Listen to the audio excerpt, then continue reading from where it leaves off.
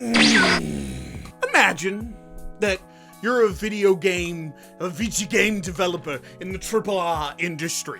You slam a sales report on my desk. And you tell me, with a very confident look, you tell me, sir, we sold 7.3 million copies. I gotta say, we're feeling real good about this, and we want to talk about a sequel. And I have the gall, the fucking gall, to turn around and tell you about that. We're a bit disappointed with the sales. Despite Battlefield 5 being a real disappointment, it shifted 7.3 million copies. Take 60 and divide it by 7.3 million. You'll get your fucking answer as to why this is absurd. And EA is disappointed at this number. It just goes to show how bloated this industry has become. And that's just news story number 1, baby. This is Wise News.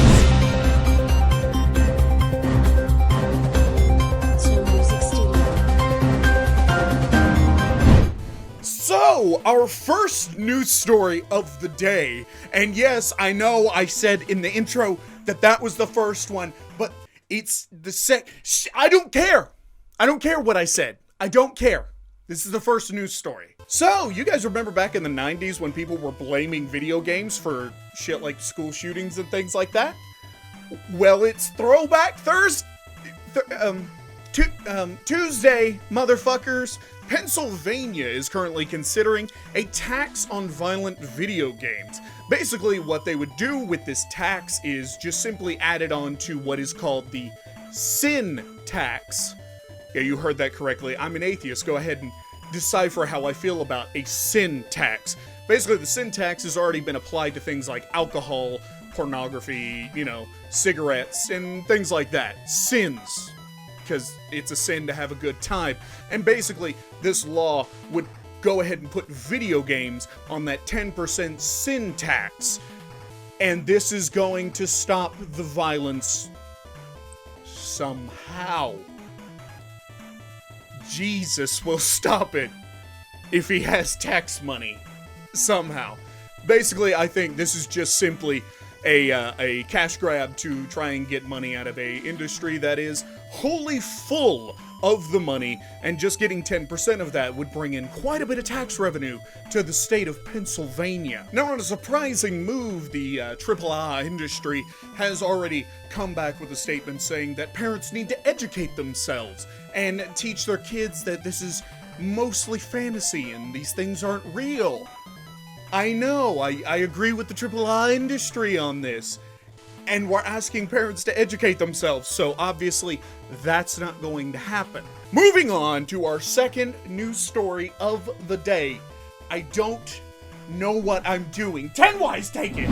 Thank you, 10Wise. This is the second news story of the day. And in keeping with our theme of shitting on EA every chance we get, we got the second news story of the day. Aside from being disappointed by millions of dollars coming in profit, has seen their stock price drop quite a bit in recent months, them and Activision so far, but they've seen it drop even further now, and we have a news story that comes out kind of explaining why they believe their game, Battlefield 5 in this case, has failed in their eyes, or disappointed them either way. EA is blaming the single player in their game. No, not so much in the way that, oh, nobody plays single player anymore. Nobody wanted to play that. That's why they didn't buy the game.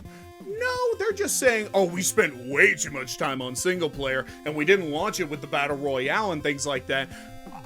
It couldn't simply be that maybe you should launch like a full game, a new business model, like launch a full fucking game and not cut it into pieces and then live service the fuck out of it and not sell a full $60 game. Do you want to try that? You want to try to sell a full game? I don't know. It's a fucking crazy idea, I know. But we can try it. And now, on to our third news story of the day, because I'm so tired of talking about EA. And for our final News story of the day. I know, children, it's almost over, but just bear with me here, as I'm not going to be giving you some of my impromptu comedy. I'm instead going to read you a little bit here, just to set the scene for you here. Let's read with 10 Wise now. Activision Blizzard Incorporated plans to announce job cuts Tuesday in the face of slowing sales, bringing a fresh upheaval after spotty results rolled stocks this week. The shares dropped as much as 2.5%. My God, are they going to be able to afford their yacht trip this year? The game maker, one of the largest in the world, acknowledged on a November conference call that some key titles such as Overwatch and Hearthstone were seeing flat or declining numbers of users after disappointing sales of Destiny 2 Forsaken. The company parted ways with its developers Bungie, and analysts expect Activision sales to decline by about 2%, down to $7.28 billion. The poor babes. Also, I didn't manage to find the quote, but Activision actually blamed Fortnite for some of their flat or declining profits this year on their conference call thingy. I'm sorry, Activision, you can't claim that another game is stealing your thunder. I can understand probably some people went over to try Fortnite for a little bit, but you yourself have much more aggressive monetization in all of your games, actually. Overwatch with its loot boxes makes it almost impossible to get the one thing you want, and Fortnite just lets you buy the skin you fucking want. I may not like it that much because they sold it for $60 and had microtransactions, but at least I could get the thing I wanted. You don't get to complain when you aggressively monetize your game and then start losing money and blaming it on another game that doesn't monetize the game as much. I hope to see you subscribe and stay around because we are up and coming, and I hope you're along for the ride. Oh, and also follow me at twitter.com/10wisereviews. I know not all of you are following me. Follow me!